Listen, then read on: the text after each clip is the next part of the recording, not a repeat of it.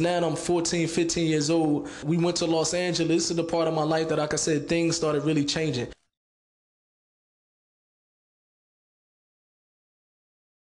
And like I said, I had no mother and father, I had no curfew, I had nobody to pull my coat, and I'm in Los Angeles and it's around millionaires. I'm from the block one day, nothing but millionaires and cars and millionaires and mansions and things like that, and drugs and alcohol, all type of things that you can imagine. It was just like freedom, you know what I mean?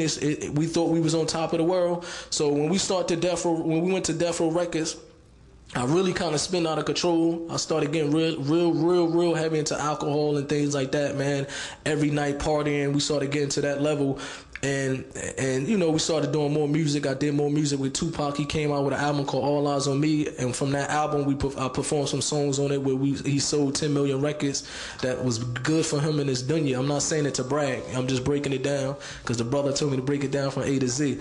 So when he came out with that record label, with that record, it was a successful record for him at that time. And eventually, like they say, man, everything that's good got to come to an end eventually. You know what I mean? So Tupac got released from jail in 95, and then 1996, he was in Vegas one day, and that's when he got assassinated. He got murdered.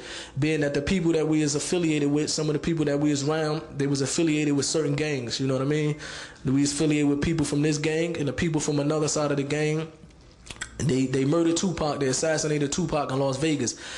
At that part of my life, things changed because, like I said, Pac was like a father figure to me. He really was like a brother figure. He was one of the dudes that I really can say that when he was living, he was trying to keep us under control. He was trying to do good deeds. But as a Muslim, man, if your deeds not according to the Quran and the Sunnah, then it will be rejected if it's not according to the religion of Islam. But at that point in my life, I didn't know nothing about the religion of Islam. I just knew that the people around me, Pac, he was a real good brother. He took me out of the hood. He took care of my family, and now that he's gone, I started thinking. I was about 16 years old, 17 years old, and I said, I don't want to go back to Jersey.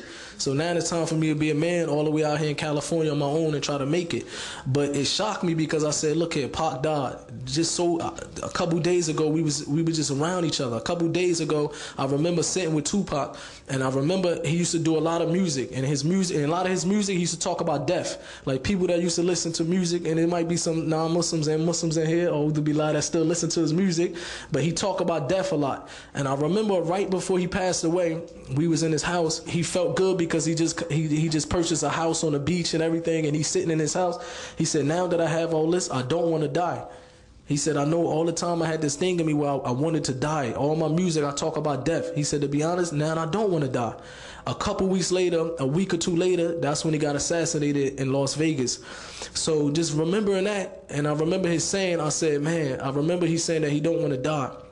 And now that he passed away and he had no control over it, he had no control over his life, I started getting curious, and I started saying, you know what, I need to find out, because I know we gonna drop dead. I seen people growing up in Irvington and Newark that I was with one day and they dead the next day. I said, I need to find out where we gonna go when we drop dead.